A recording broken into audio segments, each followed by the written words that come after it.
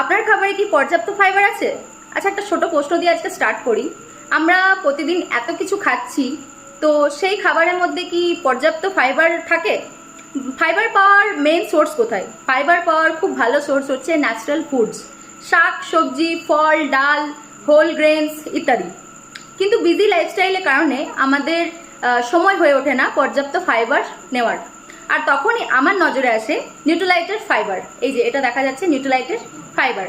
এতে কি আছে যে এটা আমরা নেব? এতে রয়েছে 3 ধরনের সলিউবল ফাইবার: রেজিস্ট্যান্ট ম্যালটোডেক্সট্রিন, ইনুলিন এবং পার্শিয়ালি হাইড্রোলাইজড গুয়ার গাম।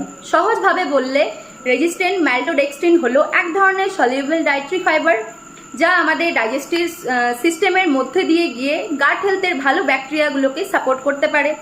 ইনুলিন এটি হলো একটা প্রিবায়োটিক ফাইবার, যা আমাদের অন্ত্রের বেনিফিশিয়াল ব্যাকটেরিয়াকে সাপোর্ট করতে সাহায্য করে।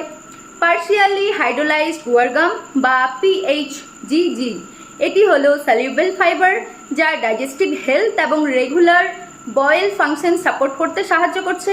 আর এতে প্রতি সার্ভিং রয়েছে 3.7 গ্রাম সলিউবল ডায়েটরি ফাইবার। এটা টেস্টলেস, এটা কিন্তু সহজেই জলে ডিজলভ হয়ে যায়, আর এটা ডেলি রুটিনে নেওয়া কিন্তু খুবই কনভিনিয়েন্ট। তবে মনে রাখবেন, এটা কিন্তু ন্যাচারাল ফুডের রিপ্লেসমেন্ট নয়।